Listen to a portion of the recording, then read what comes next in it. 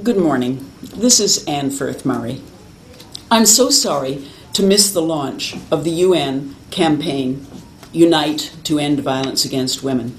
I consider the issue of violence against women absolutely central to the women's movement and, in fact, to our concern with the world now. It is the central issue. I locate it centrally in a book that I wrote on women's health and human rights, this one, and I locate it centrally in the classes that I teach at Stanford. So I appreciate being invited to that. I appreciate even more, of course, being invited to the launch of the UNFPA program to empower women's organizations to strengthen themselves to build more egalitarian societies. That I would love to have attended and to be able to speak to you directly about the issues that I know are the themes of that launch: sexual and reproductive health and rights, political participation, violence against women, and support to indigenous adolescent girls. As the founding president of the Global Fund for Women, I am dedicated to strengthening women's organizations, and the whole idea of the Global Fund was, in fact, to assist women to begin to strengthen and to link organizations working on difficult issues, controversial health and human rights issues. Since I do not have the benefit of all of you to ask me questions, which would make my task here much easier, I think, I've decided to ask myself some questions in the hope that this method may respond to things that may be on your mind. First of all, who am I? Why might I have been invited to talk about strengthening women's organizations? A little about me. What do I do? At the moment, I teach at Stanford University on women's health and human rights. I also teach a small class at Stanford on love as a force for social justice. Sometime, when we have time to talk about it, I could describe why I came to the point of thinking that we needed to actually study and talk about the concept of agape love and compassion. And when I speak about strengthening women's organizations, that topic will come up again. But the main course that I teach at Stanford is on women's health and human rights. It's called Critical Issues in International Women's Health. And the book that I just showed you, From Outrage to Courage, is the text that I use for that course. So that's one of the things I do. Another thing that I do, or have done in the past, is work with activist organizations. I'm the founding president of something called the Global Fund for Women, which raises money and gives away money to women's groups around the world working on female human rights issues. And the third thing I do is write books. So I've written one book on international women's health and human rights, From Outrage to Courage, and another called Paradigm Found, Leading and Managing for Positive Change, which is the book that I think might be of greater interest to you, those of you who are concerned about strengthening women's organizations. That's a little about me, except to say that I am a New Zealander. I speak English with a Californian accent, but I actually am a citizen of New Zealand, and I have traveled widely and lived in many different countries. Unfortunately, not in Latin America, so my Spanish is absolutely minimal. Forgive me for that. The Global Fund for Women. Let me speak a little bit about that because it should be of interest in terms of strengthening women's organizations. The Global Fund, why did we start the Global Fund for Women back in 1987? I had the idea that I wanted to create a network of women's organizations around the world that would work and do the work that they themselves defined in their own countries, not work that was defined by donors from afar who would come in and tell women's groups what they should be focusing on. So we created the Global Fund for Women as an organization that would raise money and give away small grants at the beginning, $5,000 to $10,000 US, to women's groups, groups that were governed and managed primarily by women. And that organization began in 1987, and I ran it for the first 10 years. In the beginning, I was most concerned about getting money from people interested in these issues to people who were working on the issues overseas, women's groups. As I said, we focused on groups primarily governed and managed by women. I began, of course, by thinking that what we did was important, raising money and giving away money to women's groups. But over the many years, I came to think that the way we did it was more important than what we did. that we could in fact transform groups, transform ourselves by being kinder to each other, by respecting each other, by running meetings that were very inclusive, running them in such a way that we would make sure that everyone participated, that we would listen to what women on the ground were saying and try to tailor what we did with them and how we partnered with them in terms of what they were saying. We were responsive. We decided over the years at the Global Fund for Women that we wanted our organization to be a generous organization. We wanted it to be respectful. We wanted it to be a nice place to live. We wanted it to be diverse, including many people from many different places. And so the way we did our work became very important to me. I began to think that this was transformative if we can be very conscious about the way we interact with people and the way we run our organizations. And I tried to write about this in this second book, Paradigm Found, which perhaps you may be able to see a few copies of this, and maybe we could translate part of it into Spanish. I'd like that very much. Paradigm Found, Leading and Managing for Positive Change, Learning from the Early Years of the Global Fund for Women. So that book was an attempt to describe this exciting journey that I had at the Global Fund for Women in trying to run an organization that was based on vision and values or principles. The first thing that I say to people when they say, well, what did you really learn apart from my basic belief that the way we do our work is more important than what we do?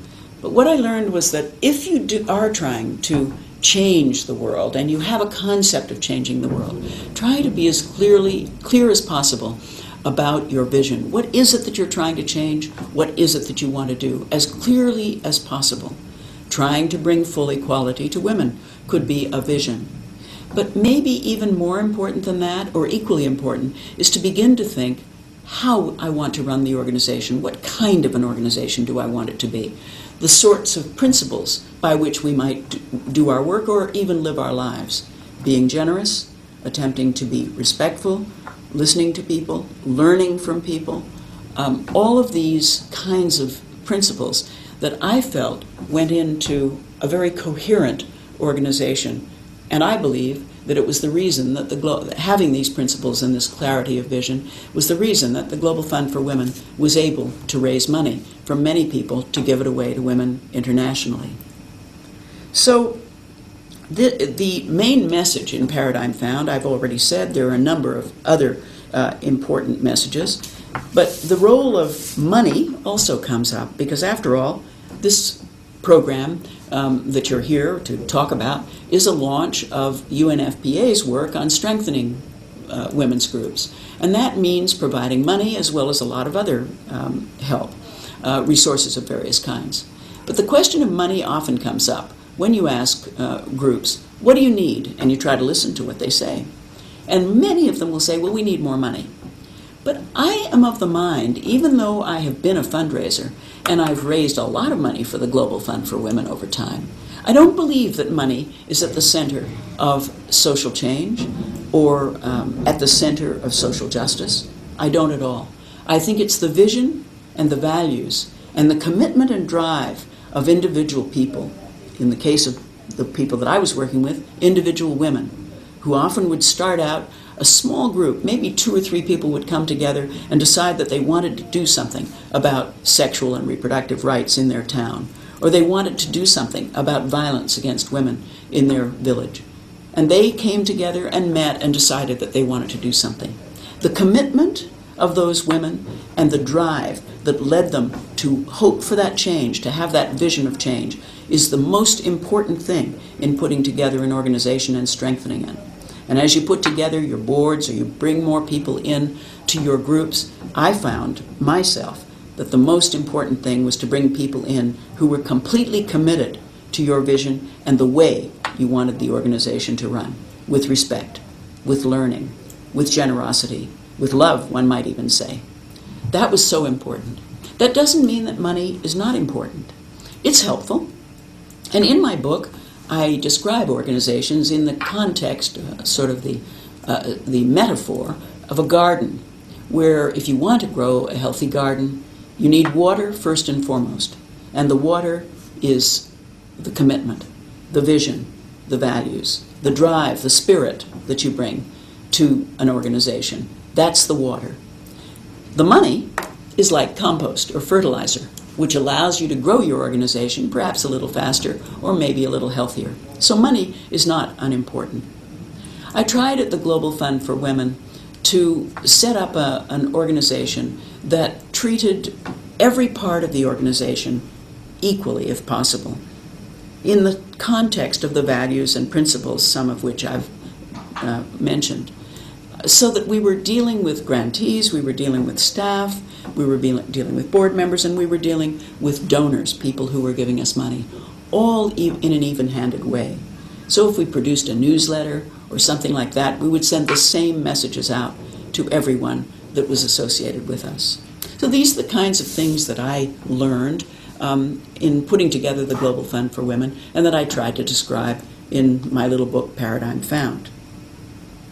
I wish that I could be there directly to interact with you and hear what your questions might be, what your comments might be, and most of all to learn from you, because I think that the issues that you have described as the four sort of themes for this program to empower women's organizations to strengthen themselves to build more egalitarian societies, the four themes: sexual and reproductive rights and health, political participation, violence against women, and support to indigenous adolescent girls, are all so important. I feel that in my class and in my thinking, I have tried to focus in on what I consider the critical issues for women as we study it and as we try to help groups come together to work on these issues. And those issues begin with being born a woman and the discrimination that and the disempowerment that happens to women just because they were born female. We need to work on it. And we work on it in many different ways. Yes, to clarify sexual and reproductive rights and health, to ensure that rights are available and that women and girls know their rights. Important basic issue. Poverty, a basic issue. And, as I said, violence against women, which I think is central. And the reason I think that violence against women is central is that violence is a strategy for people in power to maintain the status quo. They don't want it to change, so they use violence to maintain it. If some child gets out of hand or a woman gets out of hand, well, I want my dinner on time and I want things the way it's always been. People lash out, and they use violence as a strategy to maintain or even to improve their status in terms of a power relationship. It's a power relationship that's at stake here. Terribly important issue, because if we can't reduce or prevent violence against women and violence in general, then we can't really develop. It's hard for a country in war to move forward and develop, and it's extremely difficult for a household in which there is violence, domestic violence, to develop and grow and change. It's almost impossible for women and children and men in such a circumstance to grow and change and learn. Violence must be eliminated and prevented, such an important issue. And finally, support to indigenous adolescent girls. I know that organizations need to focus on particular populations and in order to focus their programs. To focus on girls, young women, is so key, so important. And I really applaud that as another theme of the UNFPA program to empower women's organizations, to strengthen themselves, to build more egalitarian societies. It's a noble goal, and as I said, I wish that I could be there to speak more about it, to hear more about it, to learn from you about what you have in mind for this program. So perhaps we'll have a chance someday to interact directly. I hope so. Again, I am so sorry that I was not able to come down to Guatemala, and I was very honored to be invited to participate in your meeting. Thanks so much. Bye.